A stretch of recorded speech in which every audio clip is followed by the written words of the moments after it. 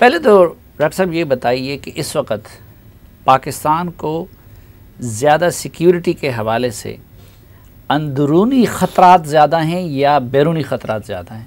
देखिए जी, बात यह कि आप इन दोनों चीज़ों को अलहदा तो नहीं देख सकते। मेरा तो हमेशा यही व्यू रहा है कि अंदरूनी कमज़ोरियों को बैरूनी ताकतें इस्तेमाल करती हैं और जो आपकी अंदरूनी कमज़ोरी होगी वो फिर उससे ज़्यादा बढ़ चढ़ के इस्तेमाल हो सकेगी।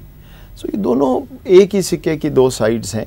आपके अंदरूनी मामलात जो हैं वो जितने बेहतर होते जाएंगे उतने मौके कम होते जाएंगे बाहर वाले के लिए एडवांटेज लेने का। ख़ास तौर पे आज की दुनिया में जहाँ हाइब्रिड वॉरफेयर का ज़माना है, पुरानी तरह जंगें जो हैं वो बड़े ममालिक में नहीं होती जहाँ पे अफवाज स्ट्रॉन्ग होती हैं। तो ये दोनों एक ही चीज़ है। इस वक्त क्या बैरूनी साइड से ख़तरात इतने ज़्यादा हैं कि वो अंदरूनी हमारे फॉल्ट लाइंस को ज़्यादा गहरा कर रहा है, या कि नहीं अंदरूनी हालात इतने ख़राब हैं कि वो बाहर के दुश्मन का काम आसान कर रहे हैं? ये पाकिस्तान का जो असल इशू रहा है ना हमेशा, वो इकोनॉमिक सिक्योरिटी का है।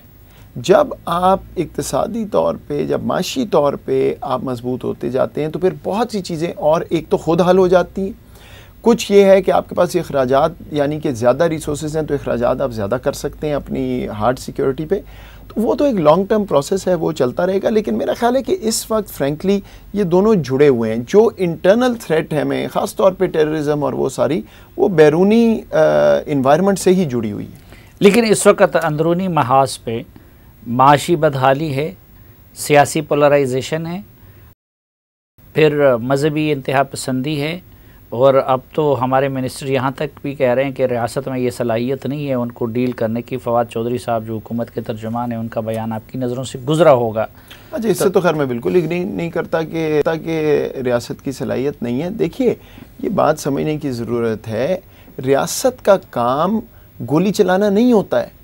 रियासत का काम होता है जो भी मामलात हैं उनको सुलझाया जाए बग़ैर यूज़ ऑफ फोर्स के, जब तक के वो मुमकिन ना रहे कि आपको ताकत का इस्तेमाल नहीं करना। वरना रियासत की ताकत के सामने कौन खड़ा हो सकता है? ये काम नहीं है। सबसे आसान काम है कि गोली चला दें। देखिए, अगर ये भी मामला मैं आपको कहूँ, आप TLP की तरफ इशारा कर रहे हैं, उसकी मिसाल ले लें। मैंने ख़ुद पब्लिकली बात की कि ये बिल्कुल रेड लाइन ड्रॉ होनी चाहिए, हो चुकी है, ये मामला इससे आगे नहीं जा सकता। क्यों? क्योंकि जो वो पुलिस एहलकार शहीद हुए थे वो किसका जिम्मा है? वो भी तो रियासत का जिम्मा है, रियासत के एहलकार हैं। जब ये बात क्लियर हो गई, रेड लाइन ड्रॉ हो गई, नेशनल सिक्योरिटी की मीटिंग हुई, तमाम मामलात वहाँ पहुँचे, उसके बाद उसकी स्टेटमेंट में आप देख लें, बिल्कुल वाज़े तौर पे लिखा हुआ है कि जी रेड लाइन ड्रॉ हो गई है, लेकिन हम फिर भी चाहते हैं कि नेगोशिएशन से मामला हल हो जाए, मौका देना चाहते हैं। उसके बाद वो मामला मफाहमत की तरफ बढ़ा और जो आगे बात हुई वो हुई। सो अब आप ये कहें कि जी रियासत की ताकत नहीं है, तो लाल मस्जिद में तो ताकत थी। पूरा मीडिया कहता था कि आप क्या कर रहे हैं, इस्लामाबाद के बीच में आपकी रिट नहीं है, एक्ट करें। जब ताकत इस्तेमाल की गई तो अगले दिन आप सारे खड़े हो गए कि ये तो रियासत ने बर्बरियत। लेकिन लाल मस्जिद में ये मामला नहीं था कि एक दिन पहले तक आप जैसे वज़ीर, फवाद चौधरी जैसे वज़ीर, वज़ीर आज़म, वो खुद कह रहे थे कि नहीं ये दहशतगर्द है, बिल्कुल ये इंडियन एजेंट है, यही बात और ये फलां हैं। देखिए, और अगले दिन फिर रियासत में जाके फिर सरेंडर किया। बिल्कुल यही था। जब भी ऐसा मामला होगा, रियासत में डिसीजन मेकर्स में हमेशा मुख्तलिफ व्यू होंगे।